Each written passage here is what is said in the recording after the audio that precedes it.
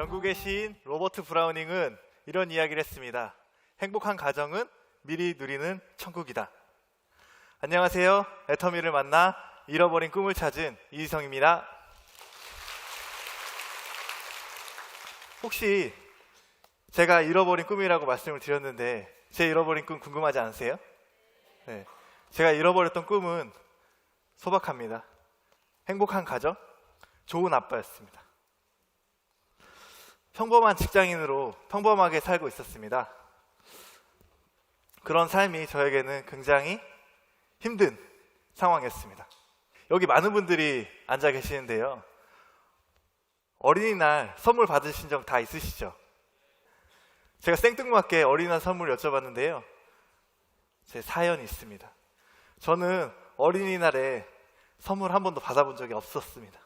저희 집이 어려워서는 아닌데요. 어떻게 보면 어려웠을 수도 있어요. 저희 아버님께서는 고등학교 선생님이셨습니다. 고등학교 선생님 자녀가 어린이날에 선물을 받지 못한다고 생각이 들지 않으실 텐데요. 저희 아버님은 학생들을 위해서만 교육자의 삶을 살아오신 분이시라서 조선시대로 치면 선비 같은 분이셨습니다. 돈 욕심이 전혀 없는 분이세요. 그래서 학생들을 위해서 많이 노력을 하셨는데요. 실질적으로 아버지가 학생들이 벼 아시죠? 벼를 쌀나무라고 부르는 걸 보고 충격을 받으셔서 아버님이 학교 정원에 직접 물을 대시고 논농사를 짓기 시작하셨습니다.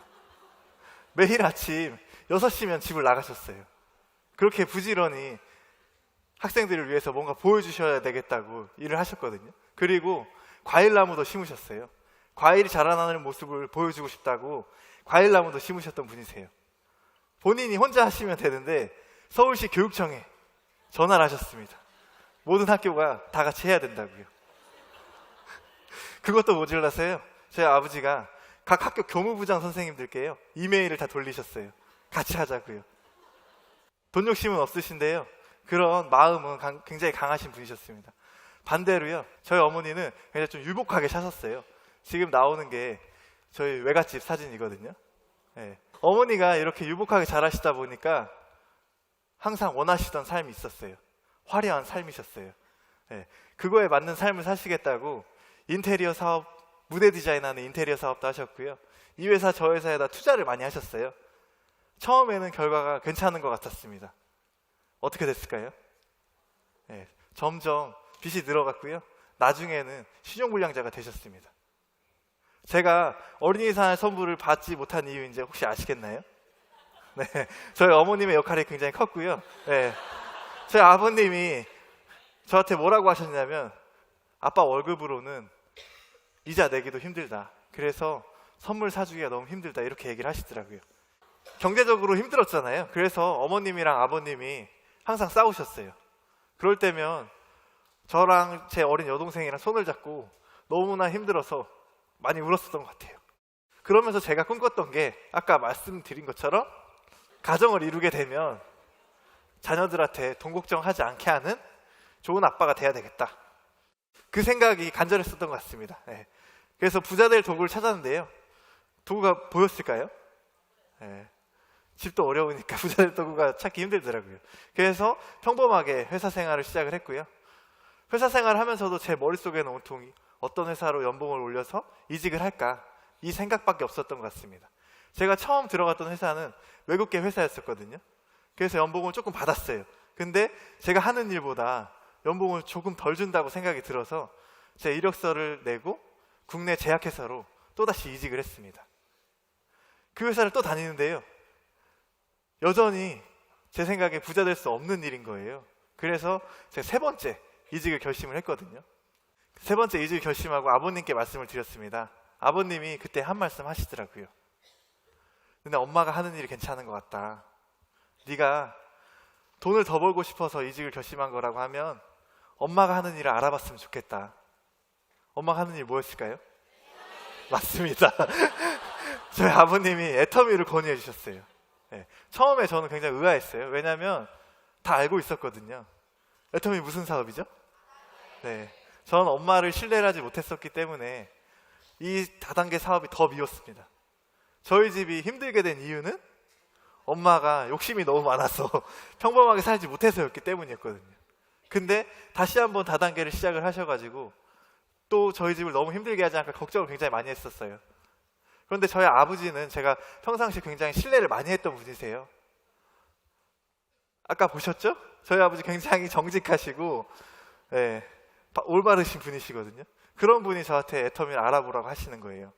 그래서 저는 의심하지 않고 사업 설명에 앉았습니다. 사업 설명을 통해서 들어보는데요, 제 기존에 가지고 있던 다단계에 대한 선입견이 좀 많이 완화되는 느낌이 들더라고요. 왜냐하면 애터미에는 기존 회사에는 있지만 남들에게 피해주는 그러한 요인들이 거의 없었습니다. 그래서 제가 꾸준하게 몇 번 더 알아봤었거든요. 그때는 애터미 클래스가 없었어요. 이렇게 많은 세미나장에 가면요, 저 같은 젊은 사람이 보이면 좀 이상하게 쳐다보던 때였었거든요. 그렇게 애터미 회사를 알아보는데요, 하루는 회장님이 주관하는 세미나에 앉게 됐어요. 제가 뭔가를 선택을 해야 되니까 많이 들어봐야 되잖아요. 회장님 세미나를 앉게 됐는데요, 회장님이 한 말씀 하시더라고요. 제가 회사를 다닐 때 마케터금 영업사원으로 일을 했었거든요. 근데 회사를 다니면서 제일 힘들었던 일이 이거였어요. 저희 회사 제품이 좋은데요, 경기가 어려워지다 보니까 수가가 떨어져가지고 좋은 제품인 건 알지만 비싸서 못 써주겠다는 거예요. 그때마다 제가 들었던 생각이, 우리 회사 제품 같은 걸 싸게 팔면 내 일이 정말 줄어들 텐데. 제가 회사 생활할 때 그렇게 느꼈었거든요. 근데 회장님이 그 얘기를 해주시는 거예요.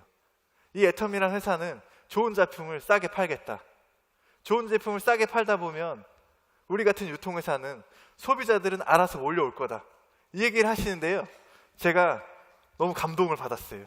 왜냐하면 평상시 제가 꿈꾸던 이야기였었거든요.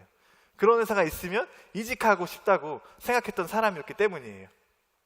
근데 회장님께서는 여기다 추가로 한 말씀을 더 해주셨어요. 대형마트에서 지금 팔고 있는 칫솔이 있는데 애터미에서 절반 가격에 파시겠다는 거예요. 그러면서 그 이유에 대해서 상세하게 설명을 해주셨어요. 그 얘기를 듣는데 진짜로 이런 경영자 밑에서 일을 한다면 이 회사는 성공 못하는 게 기적이다. 성공할 수밖에 없겠다. 이런 생각이 들더라고요. 그러면서 제가 결단을 내렸고요. 그 결단을 내린 지가 지금 7년 됐습니다. PPT 보이시나요? 4년째, 5년째 제 수입이거든요. 부러우신가요? 제가 이 애터미를 선택했던 건 단 한 가지 이유였습니다.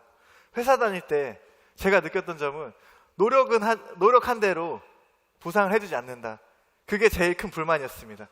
그런데 이 애터미란 사업의 가장 큰 비전은 노력한 만큼 돌려받을 수 있을 거라는 그런 확신이었기 때문입니다. 실질적으로 그 확신이 저에게 돌아온 그런 증거라고 생각을 하고요. 지금도 제가 이 선택에 대한 결과로 지금은 제가 사랑하는 제 딸과 제 가족들에게 다른 가정보다 좀 더 금전적으로 여유 있는 삶을 살 수 있게 해주는 그런 아빠가 된 것 같아서 저는 그 선택에 대해서 굉장히 만족을 하고 있습니다.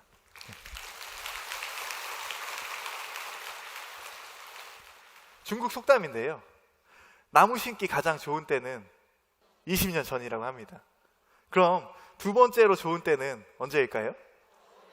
바로 오늘이라고 합니다. 그런데 제가 다시 돌이켜보면, 제가 만약에 이 애터미란 사업을 두려움 때문에 선택하지 않았다고 하면 지금의 행복한 가정이란 결과는 돌아오지 않을 거라고 생각을 합니다.